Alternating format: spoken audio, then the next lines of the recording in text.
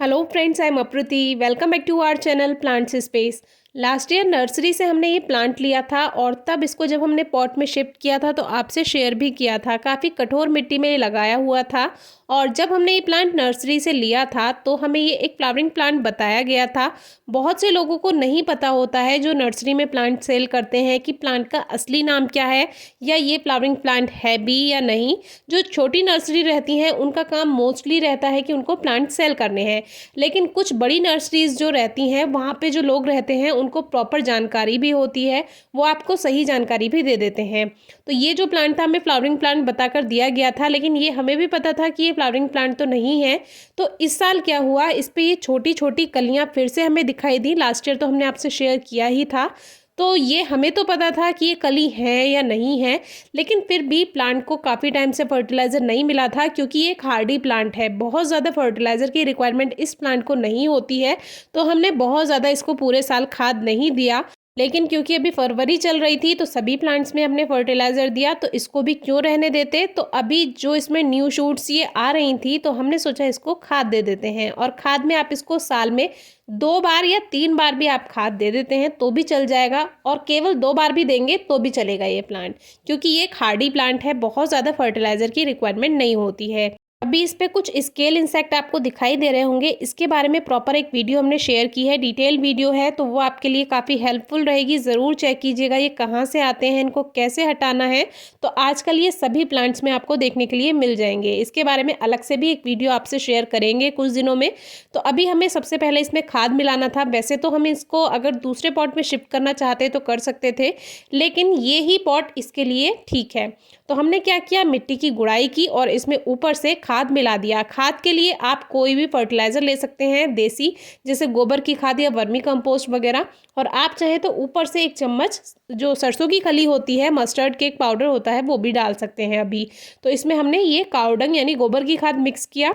और पॉट के अकॉर्डिंग ही आप खाद मिलाएं, बहुत ज़्यादा भी ना दें और बहुत कम भी ना दें।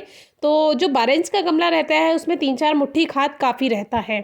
ये थोड़ा छोटा पॉट था तो इसमें थोड़ा सा खाद मिलाया, मिक्स कर दिया। और हमारी आदत है कि जब हम खाद पौधों में मिलाते हैं तो उसके बाद से एक लेयर मिट्टी की ऊपर से फिर से बना देते हैं। इससे जो खाद होता है वो अपना काम सही तरीके से कर पाता है। जैसे जैसे हम पौधे में पानी देते रहते हैं उस तरह से जो लिक्विड बनता रहता है, पानी जैसे हम पौधे में देते हैं तो वो जड़ों तक आराम से काम कर पाता है। अब इसमें वाटर स्प्रे कर दिया, पत्तियों को भी वॉश कर देंगे क्योंकि सर्दियों में काफ़ी धूल जमा हो जाती है पत्तियों पे, तो वाटर स्प्रे करने से सब क्लीन हो जाता है।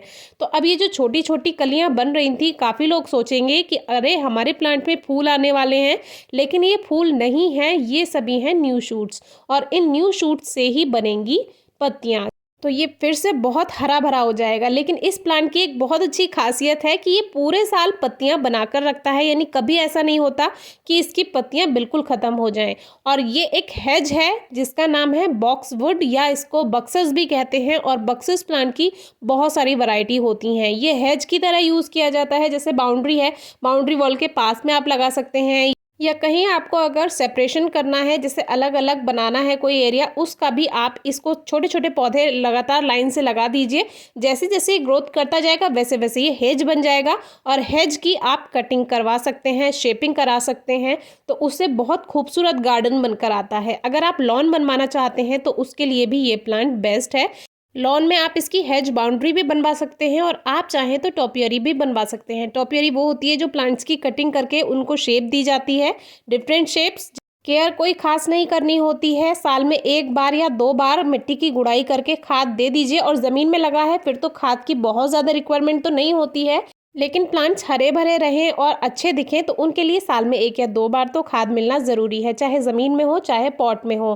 बाकी सनलाइट इसको अच्छी चाहिए क्योंकि एक हेज है तो इसको ज़्यादा सनलाइट की रिक्वायरमेंट है। कम से कम 3-4 घंटे की धूप तो ज़रूर ही मिलनी चाहिए सीधी। 1-2 टाइम पानी देना भूल जाते हैं तो कोई परेशानी की बात नहीं है, लेकिन मिट्टी में हल्की नमी बनी रहे तो ये ज़्यादा अच्छी ग्रोथ करता है। तो अभी आपने देखा जो वो कलियां जैसी थी वो सभी पत्तियां बन रही थी, न्यू शूट्स आ रही थी। वैसे इसमें कुछ वैरायटी में फ्लावरिंग होती भी है, बहुत छोटे छोटे येलो कलर के फ्लावर्स आते हैं।